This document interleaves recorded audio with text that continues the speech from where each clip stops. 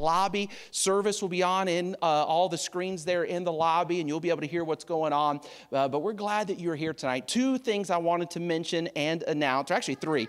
One is I want to thank so many of the folks that serve with the media and stuff, and they're live streaming everything, so you'll be able to go back and watch it, and I do appreciate each of them.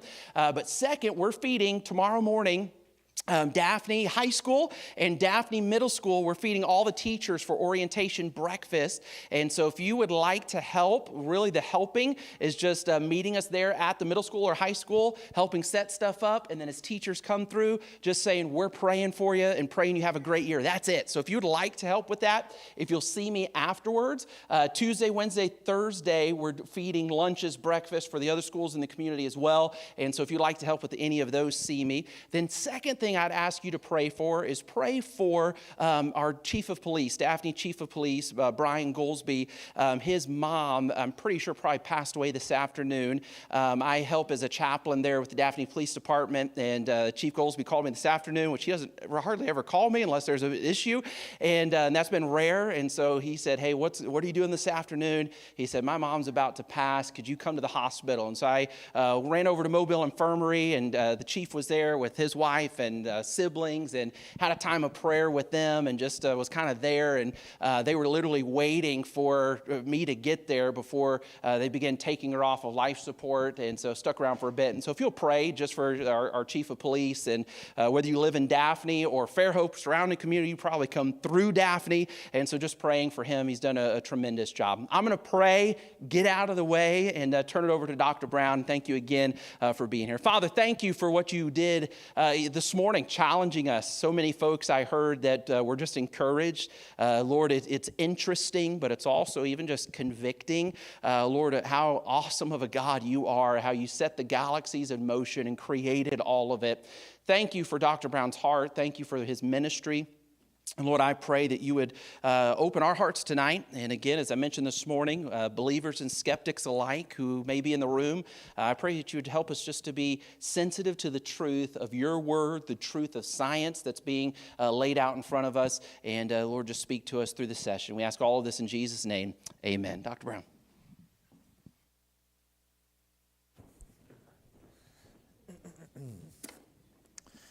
I apologize to Pastor for all the clutter I have up here on the podium. I also notice this is quite high, and I have the tendency to kind of lean on it, which is a bad habit of mine. So let's dive in. We've got a lot of ground to cover, as usual. In the beginning, a biblical and scientific investigation of our past. I'm going to get everyone up to speed. How many of you were not here this morning? Okay, so by the way, I'm not going to repeat what we said this morning, but I want to lay the foundation so everyone's on the same page. My name is Dr. Brown.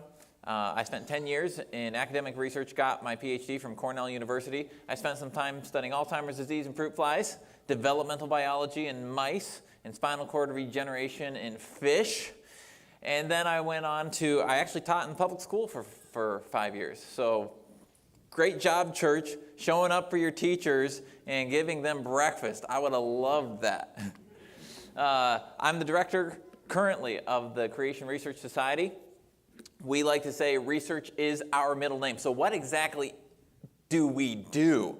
Well, I'm not going to try to tell you all that we do, but I want to tell you one of my favorite things we do. We do scientific research. That's why it's our middle name. So for instance, we do something called molecular paleontology. Paleontology, the study of dead things in the ground. Molecular paleontology is the study of the molecules in the dead things in the ground. This is a picture that I took last month. What's the date today? Is it? Okay, so I took this picture in July in our lab in Phoenix, Arizona. This is a cell that came from this bone section, which came from this sample, which came from this vertebral column, which came from this dinosaur. So we study the biology that is still remaining inside of dinosaur bones, which nobody except for creationists were expecting. Because these are supposed to have died out 66 million years ago. Biology doesn't last that long. From a biblical perspective, dinosaurs died out during the flood about 4,500 years ago. So we would expect to find some remnants of the biology still in their bones, and we do. That is a dinosaur cell you're looking at. It's dead, it's not alive, but there's still molecules in there from the original dinosaur. That's molecular paleontology. That's what we do on a routine basis. So I certainly, when we started traveling and speaking years ago when my brother and I were doing it, our commitment back then was we don't ask anything for traveling and speaking and doing a seminar like this. And we keep that to this day. However, I would ask you to consider supporting the Creation Research Society. So the research that we do is not supported by government funds. It is only supported by the donations of God's people. So I'll actually put this slide up at the end. You can sign up for our free newsletter. You can join the society, especially if you are a scientist. That's the purpose of the society, is to connect Bible-believing scientists. So if there's any of you in this room, this society has your name written on it. And then please donate to support this important work. But I'm not here to talk about that. I'm here to talk about this. When we look around at the world around us, from the giant nebulae and stars and galaxies all the way to the tiny DNA and bacteria and molecular motors, you cannot help but ask, where did this all come from? Well, if you turn to the very first verse of the very first chapter of the very first book of the Bible, you will find these words: in the beginning, God created. And it's just as simple as that. The Bible sums it up nicely in Exodus chapter 20 when it says, "For in 6 days the Lord made heaven and earth, the sea, and all that in them is." So if you were to plug this worldview, we call this the in the beginning God worldview, to summarize it, and we're calling this the biblical worldview. The worldview is like those glasses that we use, the set of beliefs that we hold through which we interpret the world around us. The core beliefs that I hold are, number one, there is a God. Number two, the Bible is God's word. I can't prove this to you in a test tube, in a formal sense, but you will see incredible evidence that you are no accident. That's not the only idea out there. So we've been contrasting that with, in the beginning, goo, summarizing the evolutionary worldview. In the evolutionary worldview, their one core belief is summed up in the word materialism, also known as no God allowed. Whatever explanation you are providing through science, you're not allowed to invoke or include the supernatural. We talked about that this morning. I'm not going to tread that ground again. In the biblical worldview, straightforward reading of the Bible, you'll come up with a timeline that looks like this. About 6,000 years ago, God created everything. About 4,400 years ago, there was a flood. About 2,000 years ago, Jesus came to this earth. Here we are today, waiting for him to come back. In the evolutionary worldview, they would say about 14 billion years ago was the origin of the universe with the Big Bang, and we covered that this morning. About 4.6 billion years ago was the formation of the earth. Here's our topic for this afternoon. 3 billion years ago, the origin of life. And then about 3 million years ago was the origin of the beginnings of the origin of mankind. Things that are different are not the same, and these are different. These are different stories about our past. They cannot both be right at the same time. It's just not possible. And so rather than going through and saying, the Bible must be wrong, we're taking the other approach and we're saying, well, God's word is true, so that means there's something wrong with the other one. We're looking at it from a scientific perspective. I'm not trying to prove the biblical worldview to you. It's fundamentally faith-based. But what I'm pointing out is that the evolutionary worldview is also fundamentally faith-based. You'll see that again tonight. So we talked about cosmic evolution. You're welcome to believe in cosmic evolution, but it is a belief system. And I don't have enough faith to believe in cosmic evolution. It requires an enormous amount of faith, which we covered this morning. Now we're changing gears. We're heading into organic evolution with part number 3, let there be life. And that brings us to my personal favorite science in all of creation, the science of biology. Now, I'm going to go out on a limb and guess that everybody here knows a thing or two about biology. But let's find out. Bio, the prefix means life. Ology, the study of. So I have a question for you. I want you to distinguish between the living things and the non-living things on the screen. So let's start over here with Emily. Emily, tell us something on that screen which you're pretty sure is alive. The jellyfish. Ding, ding, ding, that is correct. Let's see, let's go over to Tegan. Tegan, there you are. Tell us something that you're, or Keegan, right? With a K. K, yeah. Okay, tell me something you're pretty sure is not alive.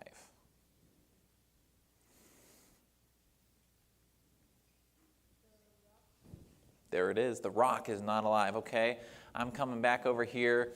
Right there with blonde hair. Yes, what's your name? Lauren. Okay, Lauren.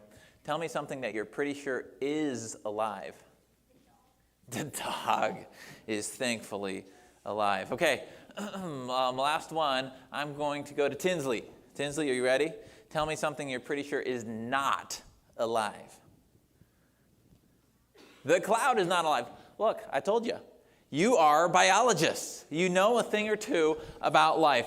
So the things, of course, that are not alive are the cloud, the rock, and this guy in the middle. Does anybody know what that is?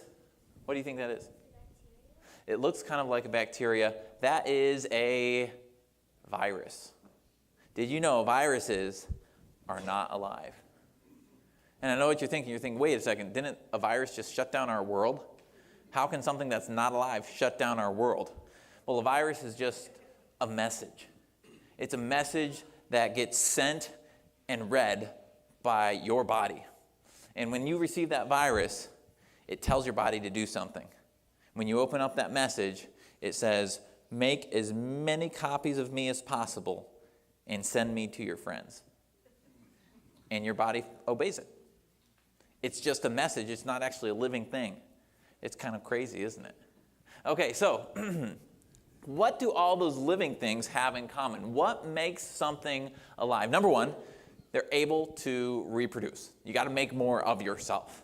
Number two, they're able to grow and maintain themselves. Here's our son Micaiah. When he was just a wee lad, he broke his leg. I saw, who was it that broke their foot in here? And he was telling me about having to align his bones and get those back in order. Well, the body has an amazing way of being able to heal itself. Here it was the broken foot and the leg. And then if you zoom in on this, a few weeks later, you can see a new bone forming along that right side of the broken bone. So living things have the ability to grow and maintain themselves. They're able to extract energy from surroundings. That's what you did during lunch today. And number four, they're able to sense and respond to their surroundings. By the way, a virus doesn't do any of those things, which is why a virus is not alive. Now, all living things also have DNA. And that's where our story begins. What is DNA? Only the most amazing molecule in all the world. So, I have a nice piece of DNA here. But when you see something like this is what it actually looks like. It kind of makes it look overly complicated. So let me show you a simpler version of DNA, what DNA actually is. I'm going to make a piece of DNA before your very eyes. Now, perhaps when you were a child, you played with something that looked like this. Paper dolls. Take a little piece of paper, you cut it up, and you can make all sorts of crazy designs. It's actually quite addicting. So if you try it, be warned. All right?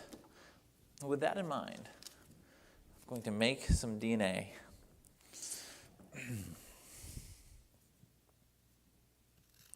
Just a few cuts here to finish this off. Okay.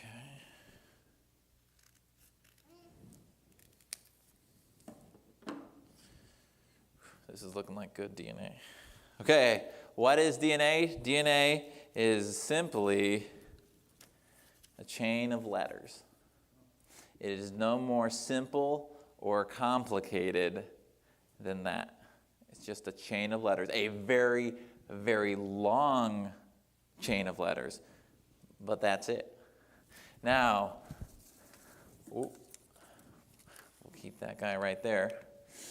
It stands for deoxyribonucleic acid, but that's not what it is. That's just the name we give it. This is what it actually is. It's just a string of letters. And I know what you're thinking. If you zoomed in and kept zooming in and zooming in and zooming in and zooming in, would you eventually see letter A or T or C or G? Those are the only 4 letters in the DNA, but they're not actually there. What you would actually see if you zoomed in further and further, you would see this guy right here. That is a molecule called adenine, and nobody likes to say adenine, so we abbreviate it with the letter A. But that's what it is. It functions like a letter. And there are 4 of these letters: thymine, guanine, and cytosine. Those are the 4 letters that make up DNA, and you just have lots and lots of different patterns of those 4 letters. Here's a piece of DNA. Do you recognize it? This is a very, very famous piece of DNA. This is a piece of DNA that all of you are familiar with. This is a 29,903 length of DNA. And I guarantee you're all familiar with it. This is the message that's inside COVID-19, the virus for COVID-19. It's a 29,000 letter message which your body reads and interprets and makes millions more copies of that message and sends to your friends. So that is the actual genetic code. That doesn't make it alive alone. That is just the message that hijacks your system. So the human DNA is a bit longer than 29,000. It's 3.1 billion, with a B, letters long. So those are huge chains. If you took all the DNA in your body, because each of your cells has 2 copies of that 3.1 billion genome. So 2 copies in each of your cells. You have trillions of cells. So if you pulled all that out of your body, it would, and tied it all together, it would make a long chain enough to stretch 30 billion miles. That would be long enough to go back and forth to the sun 160 times. Just the DNA in your body, strung end to end. Here's a good way to think about it. The DNA is a long string, but we break that string up into sections, and we give those sections names. Have you heard the word gene before? A gene is not something extra on top of the DNA. It is just a section of the DNA. So we have gene X, gene Y, gene Z. And then those genes string together and form chromosomes. And all those chromosomes all together form the genome. That's what we mean by the genome. Now, does anybody know how many chromosomes humans have? I'm going to take a raised hand, because this is not necessarily common knowledge, but I bet someone in here knows. 23. Can anybody, that's a correct answer, by the way, 23. Can anybody improve on that answer? Good job. What do you think, Andrew? 23 from mom and dad. Okay, 23 pairs of chromosomes. So here are the 23 chromosomes arranged from the longest, which is number 1, all the way down to the smallest, which is number 22, and then you have either an X or a Y, but you don't just have one of these, you have 2 of each of these. So you get 1 set from mom, 1 set from dad. So you don't just have 3.1 billion letters, you have 6.2 billion letters in each of your cells, because you have 1 copy from mom, 1 copy from dad. Here's an analogy that'll help. The Bible has 3.2 million letters in it. I counted every single one. And we divide this up into 31,000 verses, which is divided up into 66 books, and that is altogether 1 Bible. Okay? Compare that to the human genome. It is 3.1 billion letters. Billion with a B. You notice it is exactly 1,000 times longer than the Bible. Almost exactly one. So it would take 1,000 Bibles stacked on top of each other to create the human genome. And this is divided up into 20,000 genes, which are divided up into 23 chromosomes, and all together, that is one genome. See how that all works together? So, what is actually in the human genome? We live in the future. We now know and can read what's in the human genome. In our lab back in Arizona, we have a DNA sequencer, which means we could take your DNA today through a cheek cell, extract it tomorrow, sequence it on Tuesday. So the technology has advanced rapidly, but it was not always so. The Human Genome Project is the project that sought to discover what was inside of our DNA. It started in 1990. The first draft was completed in year 2000 by these fellows here. That was President Bill Clinton in the middle with two competing groups that both worked on the Human Genome Project on either side. It cost about $3 billion. Doesn't sound like much. Nowadays, it would cost about $1,000 to sequence a genome. But the first one is the hardest one. It took $3 billion. What is inside of it? Well, someone had the bright idea of taking, basically, when we say sequence a genome, that means figure out the order of all the letters. That's what we mean. So what's inside of the human genome? Someone had the bright idea, let's print it in a book. If you took the whole human genome and printed it in a book, this is what it would look like. It would fill a bookshelf. Now, don't try reading it because it is very dense. They have very small text on here. A fast typist, somebody who types 80 words per minute. Can anybody in here type 80 words per minute? Kind of, sort of. That's pretty fast, isn't it? Okay, a fast typist typing 80 words per minute would take 16 and a half years to copy the whole human genome. A cell does it in about 8 hours. Makes a copy, spits out a copy.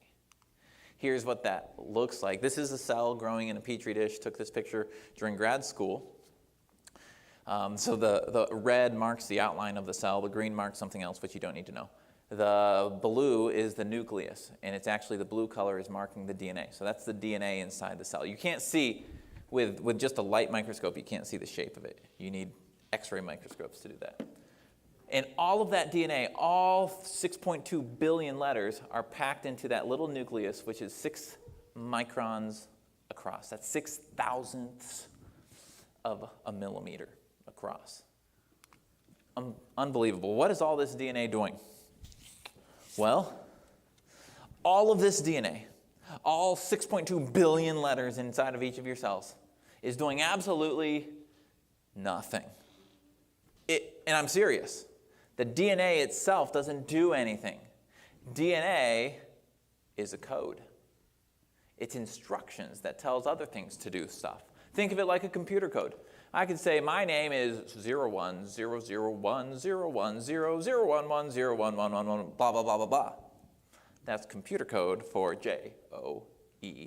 The zeros and ones are kind of meaningless, but they instruct the computer how to behave through the software. So think of DNA as a code because that's exactly what it is. The DNA is used to make something called RNA. I'm not going to talk about RNA tonight, but there's a lot of talk about RNA in our culture through RNA vaccines and such. It's interesting. It's fascinating. It's part of biology. But I'm not going to talk about that. DNA is used to make RNA, which is used to make protein. Now this is the single most important concept in all of biology. It's so important that I am going to have to quiz you on it in just a moment. So let me prepare you for your quiz. The DNA is made out of special letters.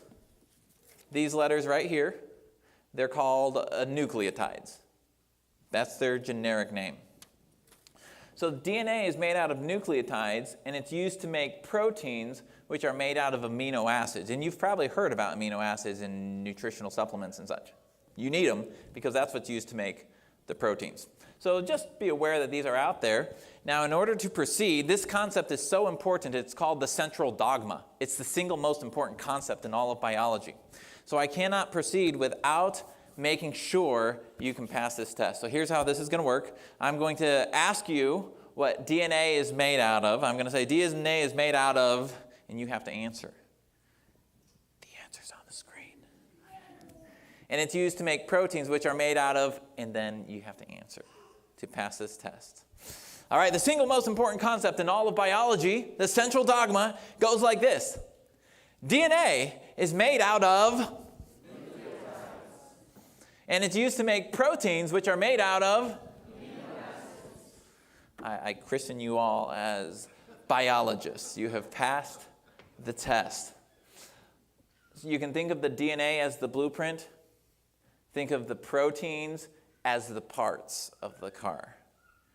And so the DNA is used to make, or the blueprints used to make the parts which are assembled to make the vehicle. Let me show you one of these blueprints. This is a piece of DNA. It is inside of your body right now.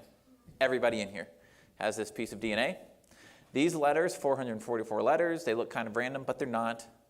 If you run this sequence through the cell reads it and it converts it to the DNA letters, the amino acids. That's the actual sequence for the protein, the amino acid sequence. Amino acids have more letters, so you see M, V, H, L, T. Those are all abbreviations for certain amino acids. And the cell folds this up and produces this protein. This protein is called hemoglobin. That's what it looks like. Anybody have an idea what hemoglobin does? Who said that? Okay. So everyone take a deep breath. As you take that deep breath, the hemoglobin inside of your red blood cells is capturing all of that oxygen and carrying it throughout your body and delivering it to all the tissues like those brain cells which are using it right now. And that's because of that DNA which is inside of your body. So that's how the genetic code works. Multiply this by 20,000 and we have you, or a mouse. This is the crux of how biology works. You started as a single cell. Within that single cell was the information necessary to assemble your entire individual. It wasn't magic. It was advanced programming, way more advanced than anything that we have today. That's a lot of information. So that was the part with just pure science with no worldview attached.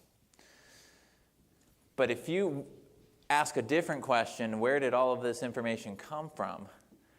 Now worldview starts to enter the story. So if you have a worldview that says no God allowed, you have a lot of explaining to do. In the evolutionary worldview, they would attribute organic evolution to the creation of the first life forms, the first piece of energy. And that's the part we're going to examine tonight. This is the part in the beginning, goo. This is really the namesake for that whole worldview. We're talking about the formation of that first life form, from the goo that they were talking about in Star Trek to something that would be considered alive. Darwin, he was the father of the theory of evolution. But if, and oh what a big if, we could conceive in some warm little pond that a protein compound was chemically formed, ready to undergo still more complex changes. It had to begin somewhere. This is the goo to life thing.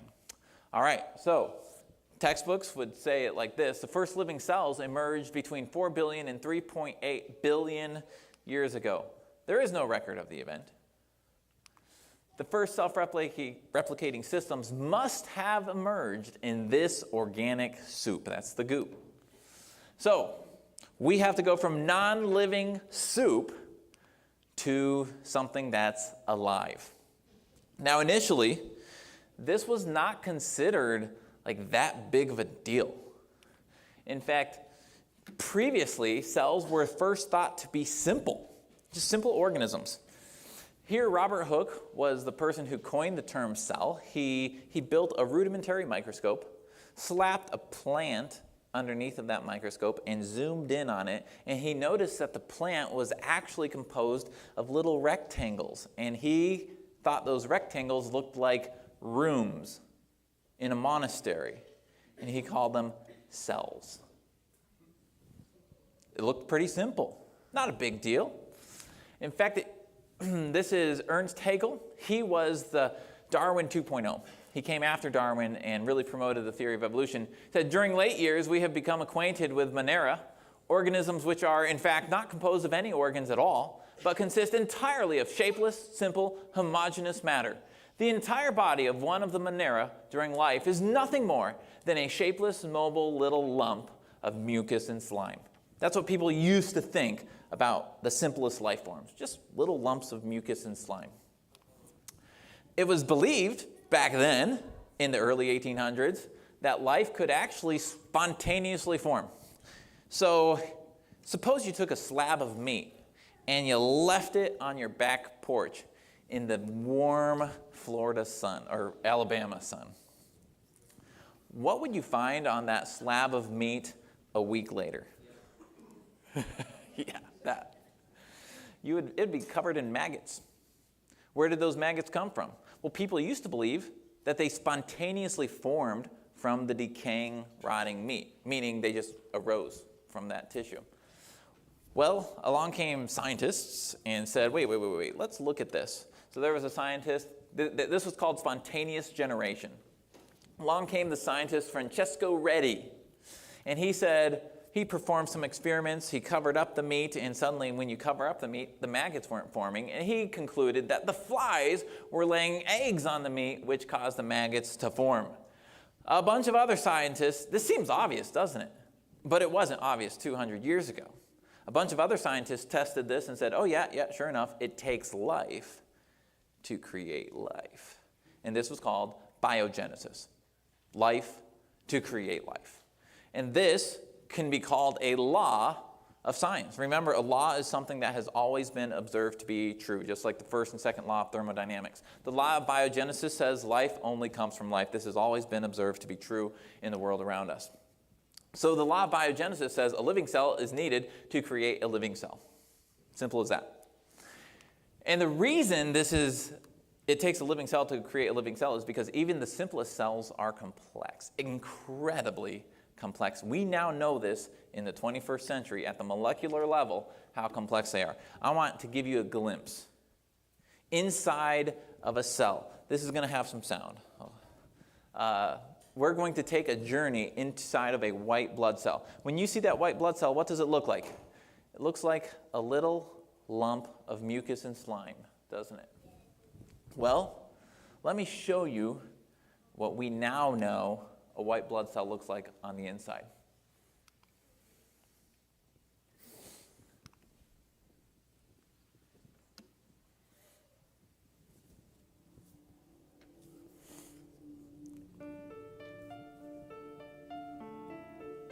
Those are the white blood cells traveling through the bloodstream.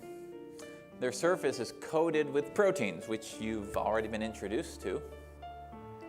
The proteins on the white blood cell, when there's an infection, will recognize proteins on the blood vessel that tell it there's an infection nearby. This is going to trigger a whole series of events.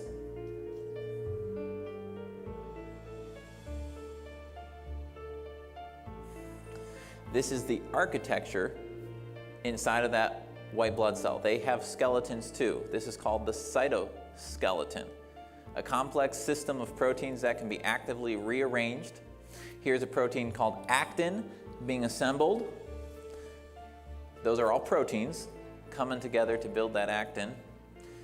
They can also be disassembled. So this is a protein that's cutting the actin. This is a roadway through the cell called tubulin. So those are all little proteins assembling and disassembling so you can rearrange the highways throughout the cell. This is a protein called kinesin.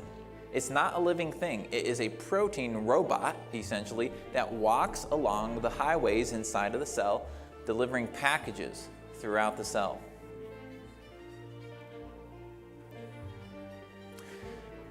This is the nucleus. Those strings that you see coming out of the nucleus, that's the message. That's actually RNA. That's our friend RNA. The RNA is going to be read in order to produce the proteins. So that green blob right there, that's actually the protein factory of the cell. It's reading the message and creating fresh new proteins. In the background, that's the powerhouse of the cell, the mitochondria.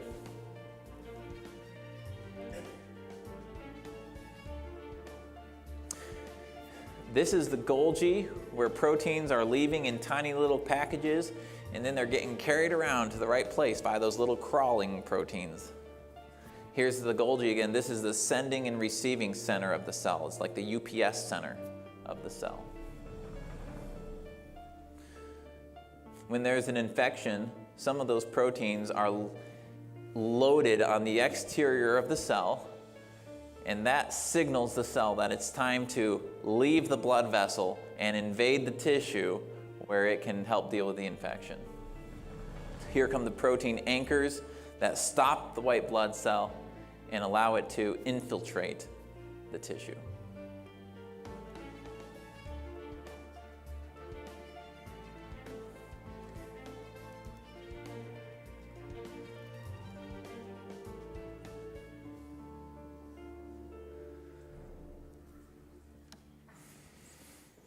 So much for little blobs of mucus and slime. In the 21st century, that statement is ridiculous because we now know at the molecular level the incredible complexity of even the simplest life forms. That is why it takes a living cell to produce a living cell. But in the evolutionary worldview, in the evolutionary model, at least once, non-living soup had to produce that living cell. So I want to try to, let's try that, right? Let's see the likelihood of that happening. So you may have come across this in a textbook or heard it in a classroom. Have scientists produce life in a lab? You hear this actually all the time. There was a famous example just 2 weeks ago, all over headlines, that scientists produce life in the lab. This is the most famous experiment. It was the Miller-Urey experiment. And what they say is that their experiment produced the chemicals of life. Well, did they do that? So here's what they produced. They produced some A's. They produced some T's, some C's, etc. Now, we often as creationists have made the mistake of trying to attack these experiments. Like, oh, no, they didn't include oxygen in their experiment. If they had included oxygen, that would have broken down the molecules that they produced. Instead, here's the appropriate response. Who cares? Who cares? There is nothing special about this letter. This letter is just a boring molecule. You are not alive today because of these letters. You're alive today because of the arrangement of these letters. Here's what they produced. Alphabet soup. There is no information there. Here's an experiment you can try at home. This is how you make organic soup. Grab yourself a frog. Find your wife's best favorite blender, throw that frog in there and put it on smoothie. And when you're done with it, you are going to have organic soup. All of the same information, all the same letters, all the same molecules are in that soup. But what's the difference? Well, they're now scrambled. Those molecules are not life. It is the information and the arrangement of those molecules that produce life. So let's ask the question, what are the chances of randomly producing the information required for life? I'm going to do a little experiment.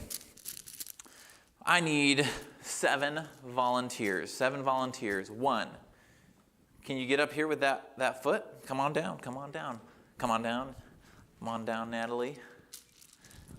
Come on down. 1, 2, 3, 4. Eli, come on down. 5. Come on down. 6. And Tinsley, come on down. Okay, let's make a nice row right up here. Perfect, perfect, perfect. Look at them. All right, so we're going to do a little experiment. We're going to ask the question, what's the probability of randomly assembling information? We're going to keep it real simple. I'm going to give you guys a simple task. I need you to randomly assemble the word Genesis. I have this bag filled with Scrabble tiles, and all of the tiles to spell that word are in this bag. I'm going to go through, and you guys are going to each pick one letter, and we're going to try to spell the word Genesis. Are you ready? Okay. No peeking. Don't show us your letter yet.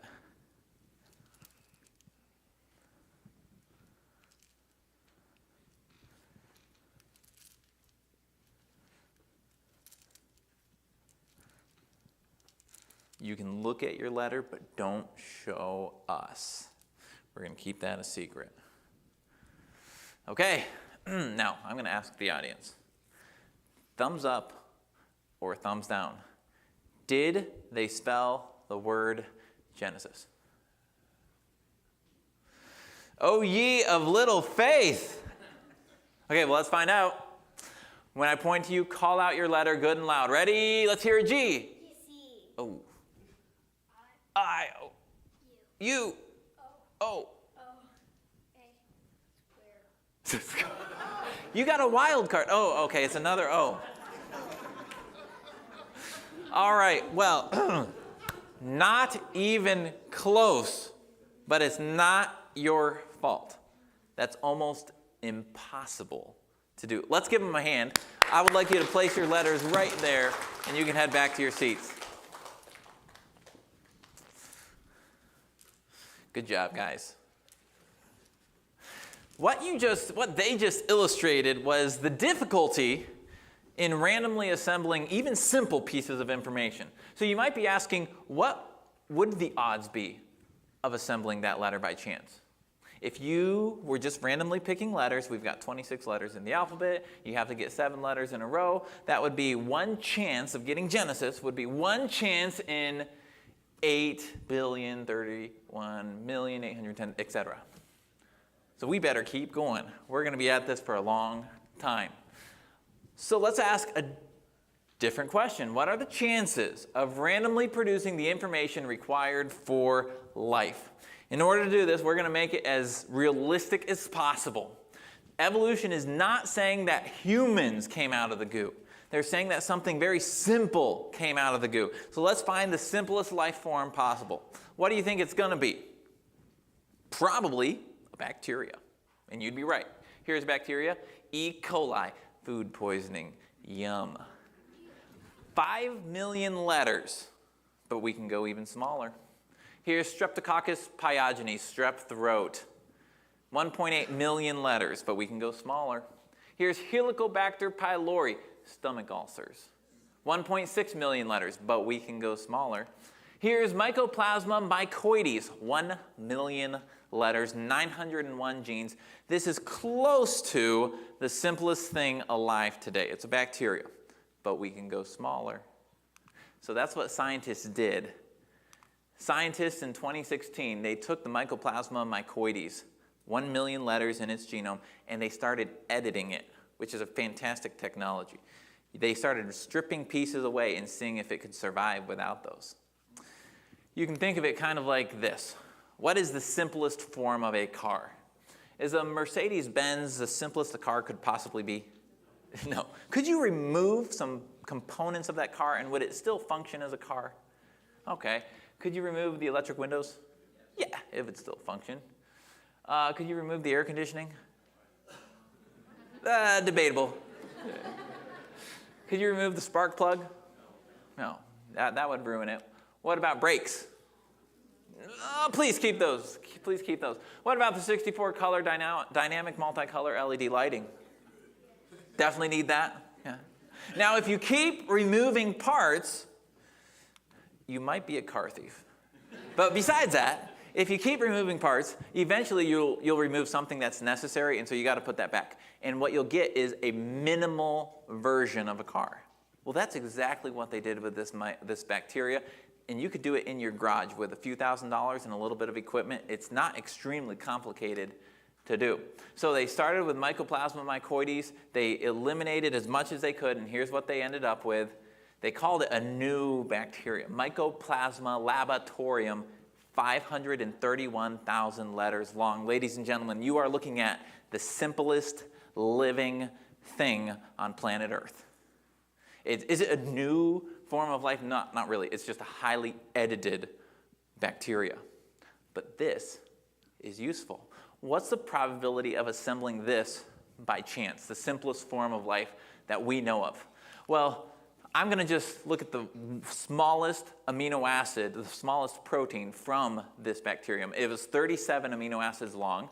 That's the actual sequence of the smallest protein from the simplest living organism. And let's see what's the probability that a pool of amino acids could assemble into that protein by sheer chance. It's simple math. It's 1 in 20 times 1 in 20 times 1 in 20 times 1 in 20. Do that 37 times. Simple math.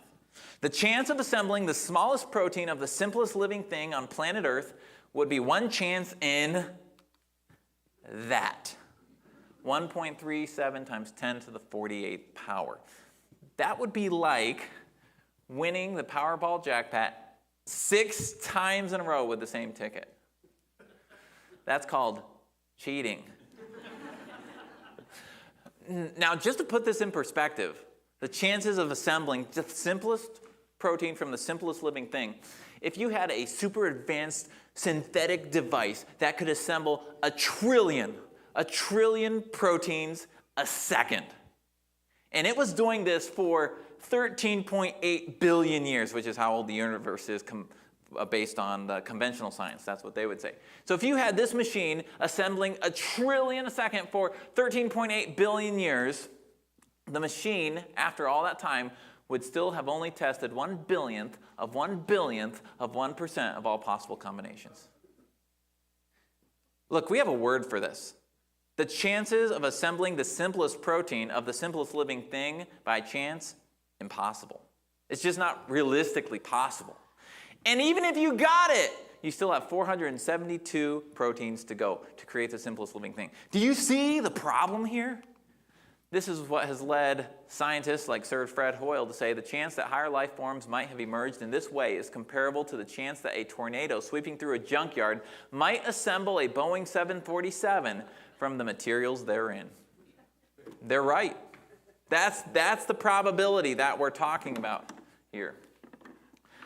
So, what are you going to do? Faith will always find a way. They're going to look for some explanation around it. Helen Hansma says, soup alone is too unorganized. So I'm coming up with the soup and sandwich hypothesis. Or, if that doesn't work for you, there is always the multiverse. I kid you not. So here's a scientist, and here's what he says. In an infinite multiverse, emergence of even highly complex systems by chance is not just possible, but inevitable. That multiverse just won't go away. That is the God of the evolutionary worldview. Double face palm. When one will not do. The problem here is that these folks are not dumb. These are highly intelligent individuals that believe this stuff. But they're ever learning, and they're never able to come to the knowledge of the truth because they have to be willing to change their glasses. I'm going to finish with this quote here. This is a quote from 1967. Scientists don't talk like this anymore. But this is an honest statement about the evolutionary theory of the beginning of life. The macromolecule to cell transition, that's what we've been talking about tonight, is a jump of fantastic dimensions, which lies beyond the range of testable hypothesis. In this area, all is conjecture. It's faith.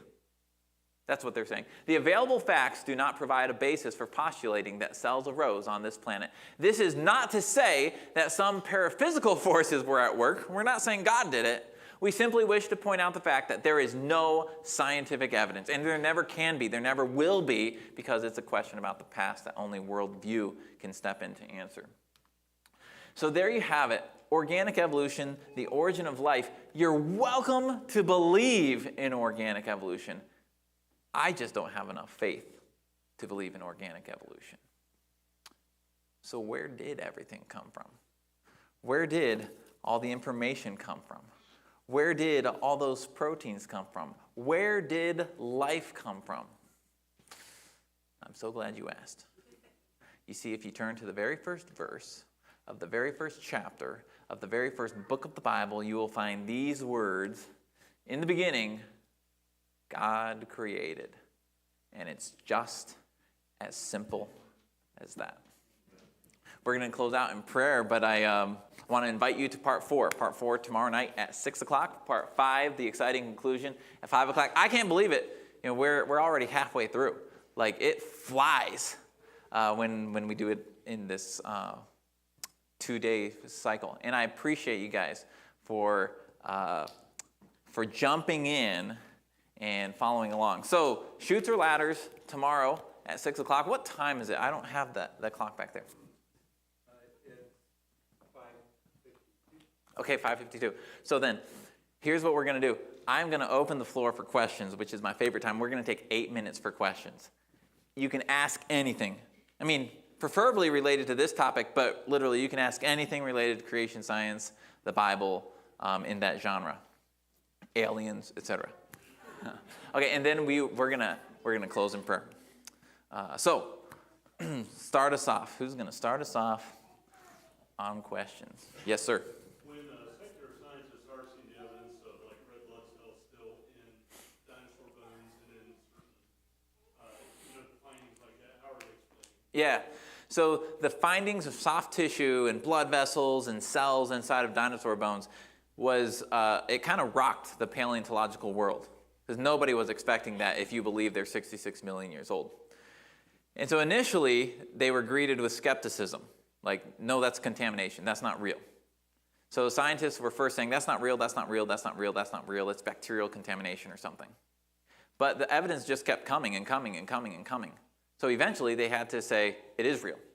So now it's believed that, yes, this is real. You can do tests and show that there's actual proteins and cells inside of these dinosaur bones. So now what? Because they've been saying all along, it's not going to last that long. So here's what they say now. They say, well, apparently our understanding of degradation was wrong. And so things apparently do last for millions of years, even though all of our modern science and thermal decay studies say that it doesn't. And that's the way worldviews work, right? Worldview, faith will find a way. And so they have these proposed mechanisms for preserving it for millions of years. This is exactly the line of work that we do in our lab. We study protein decay in bone to see how long it lasts. And spoiler alert, it doesn't last millions of years. Carbon dating. Okay, so carbon dating. Now let me ask you, why do you bring up carbon dating? Well, because they come up with the 14 billion years ago, this off the earth. Yeah, okay, so these dates that they throw around, they're coming from somewhere, right? They're not just making them up. They're coming from somewhere. And so the primary thing that they're coming from, there are two. But the radiometric dating, which is carbon-14 dating, is an example of that, is one of the main things that they appeal to. So carbon-14 dating is when you've got carbon in the atmosphere. So you actually have nitrogen in the atmosphere, which is bombarded by gamma rays, and it converts it to a special form of carbon. And then living things absorb that carbon. And when living things die, that carbon begins to decay. And so you can measure how much of that special carbon-14 is inside of a dead thing and have an estimate of how long ago it died. But all of those dating methods are based on a couple of assumptions. Number one, how much starting material was there? Number two, was anything added or removed? And number three, has the decay rate been the same? So if you plug in assumptions for all of those, it will spit out a number. But the number it spits out is only as good as the assumptions you put in. And so, of course, all these folks believe the Earth is billions of years old. It must be in order for things to evolve, in their thinking. So they plug in old Earth assumptions, and they get out old numbers from it. From a young, here's what is fascinating. Everything, including dinosaur bones, has carbon-14 in it still. And carbon-14 does not last millions of years old. Coal, which is supposed to be millions of years, has carbon-14 in it still. Carbon-14 doesn't last millions of years. So the presence of carbon-14 is actually an evidence of a more recent demise of those fossils. It's just iffy. Yeah.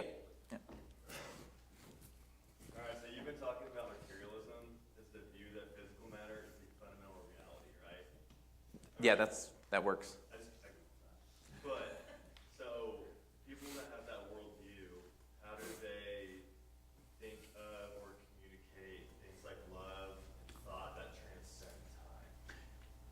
You're getting ahead of us. Do you see part 5, the exciting conclusion? Okay, but the short answer is what you believe about the past affects what you believe about the present and the future. And so, yeah, suppose there is no God. All you are is an incredibly complex chemical reaction. That's what you are from a materialistic perspective, an incredibly complex chemical reaction. What's wrong with somebody ending that chemical reaction? What's wrong with Hitler ending 6 million chemical reactions? I mean, that's a real problem. It's hard to build an ethical foundation for any society on a materialistic worldview. And the societies that have tried, it's pretty scary, actually. So I'm going to save the rest of that answer for part 5. But it's a great question. Is there any chance that dinosaurs could be overgrown lizards? Okay. Is there any chance that dinosaurs could be overgrown lizards? So in other words, like if you took a green anole that runs around here and you just let it grow for hundreds of years, would it grow into a dinosaur? So that's unlikely. And here's why. Because when we dig up dinosaur bones, which we have done in our research lab, we dig up dinosaur bones, they actually have distinct anatomy. So they have certain features. Now this is going to sound really boring, but they have something called a perforated acetabulum. You got that? Good. It's a hole in their hip. All dinosaurs have it, and lizards don't. So there are anatomical differences between our modern lizards and dinosaurs. But in a sense, you're right. A dinosaur is just a gigantic reptile.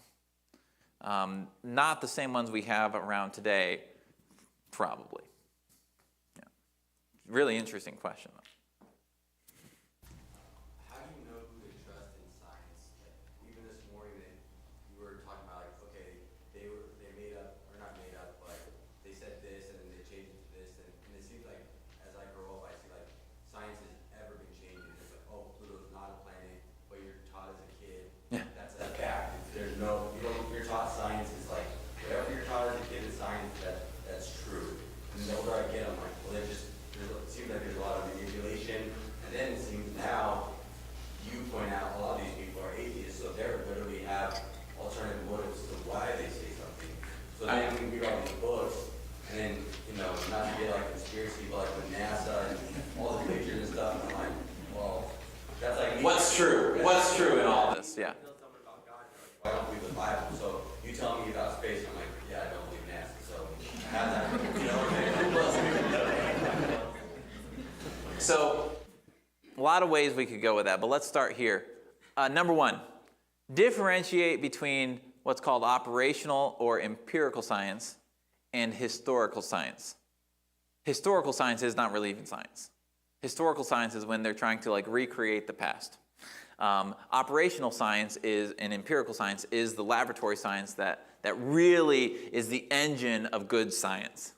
And so something is true if it can be repeated in a laboratory.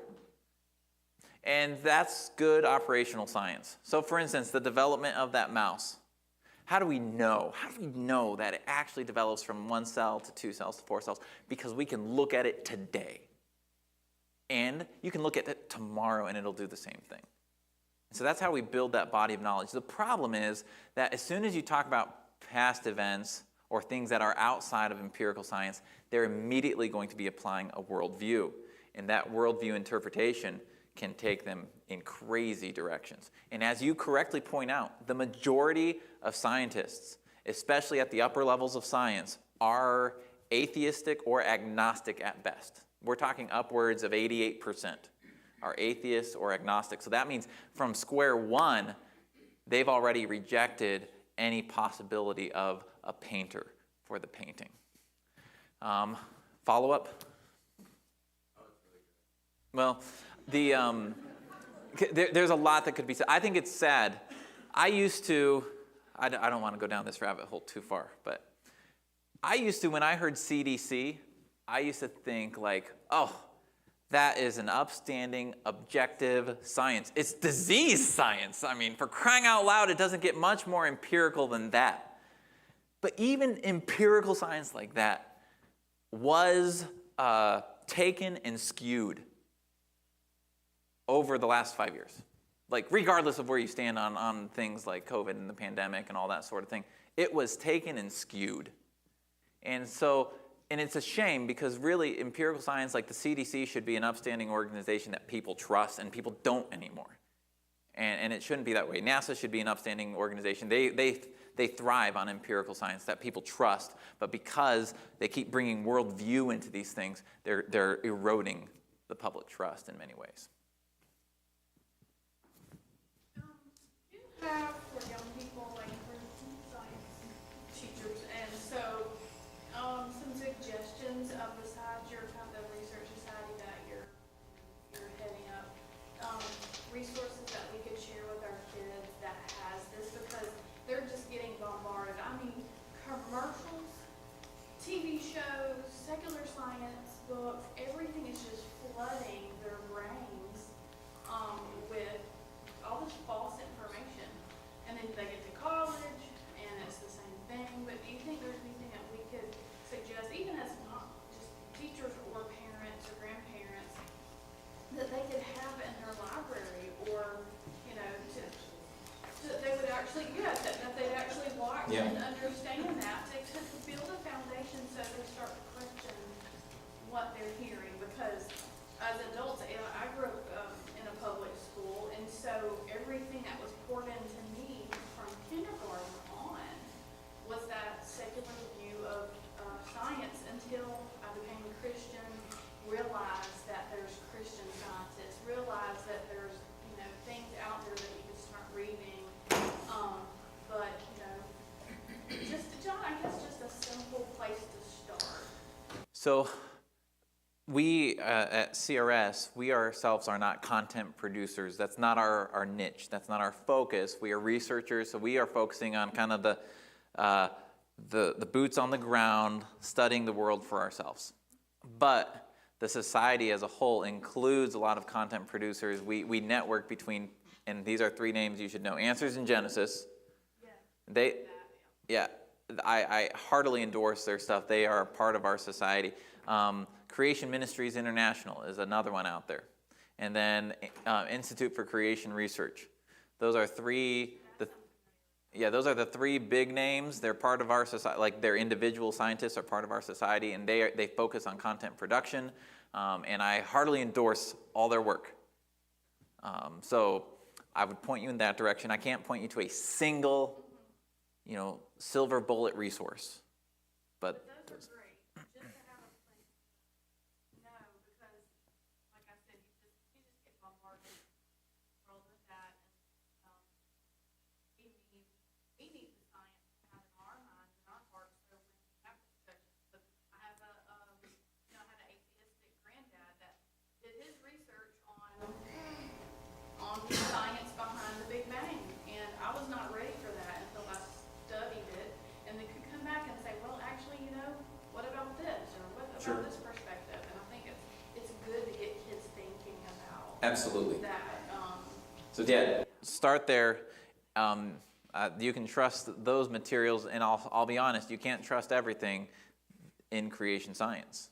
Even creation scientists can be sloppy, and so we have to be critical of ourselves. And so that's the purpose of the CRS, is we try to be very self-critical across the creation movement to improve the quality of what we're saying. Yes? Do you have to teach evolution in public school? Okay, so this is a good question. When I was teaching in public school, I had an awesome classroom. It was a 100-acre outdoor classroom, and I taught field biology. So I taught about all empirical science: birds and trees and prairies and forest ecosystems and stream ecology. And that is just studying God's creation. And so I did not have to. That if you're in the public school and in a position, you have to teach the standards that the school is asking you to teach.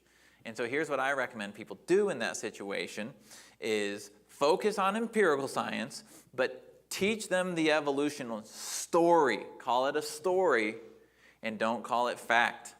Like, we can have a huge role to play by not teaching it like the fact that most teachers will do. And so teach them it as a story and then keep it open to other explanations. It's a serious question. Okay. Then why are you smiling? It's a great question though. But after the flood, the dinosaurs died off. But is it possible that the dinosaurs evolved into alligators? Just like mini dinosaurs. Like, come on. So, I'm trying to think of a bone to throw you, but let me give you one better. I say that's unlikely for the same reason I answered earlier, because they have different anatomical characteristics. Alligators, crocodiles, legs to the side. Dinosaurs, legs up front. And again, it has to do with that perforated acetabulum. So yeah, they're different enough that we would call them different created kinds. God created dinosaurs, God created alligators. But, hey, maybe there are some dinosaurs still out there. Yeah, there you go. I hope so, but I'm not going to bank on it. It's possible. By the way, I love Q&A, but we will, for sake of time, have to call it quits. 2 more. Go. Just kind of going off of what Kurt was saying, but isn't it over the past maybe several decades, and you probably speak to exactly how long, but we've kind of seen in the science community where research and publication particularly has really gone downhill as far as being peer-reviewed or blind studied or things like that. Is that? Yeah, it's the scientific community and establishment has grown so much that they can no longer efficiently screen everything that's being published out there. So there is a lot of garbage that gets published, and it's hard to know what's good and what's not. Now, I don't want to get too much into the weeds. There are journals that are still viewed as very high quality, rigorously peer-reviewed journals, and they have high impact factors in the science. Is that what we call them? And those are still generally trustable. I mean, I would say absolutely trustable results, especially where they are publishing on empirical science. So I have no problem trusting the scientific method. It still works, and it's still working well today. But there is a lot of garbage that gets in. Last question. Right there. Where does the white balls in your body come from? Okay, those white blood cells. So the short answer is God made them. The slightly longer answer is God programmed your DNA so that the first cell, you started out as one cell. That first cell, it started dividing and divided into hundreds of millions of cells. And then some of those cells, they were special cells, they were set aside and they turned on certain genes. And when they turned those genes on, those cells transformed into white blood cells. So you can turn on certain genes to create different types of cells. And that was all programmed into the first cell. Isn't that amazing? Yeah. All right, hey, this was a lot of fun. And look forward to seeing you tomorrow. We'll land this plane in part number 4 and 5. Let's close in prayer. Lord, thank you so much for this time exploring your creation. Thank you that you've created us to be curious and beings that can explore the world and to learn about the world. And I thank you that you have designed a world that brings you glory. I pray that you would help us to just have a quiet, calm reliance on your word. And we'll give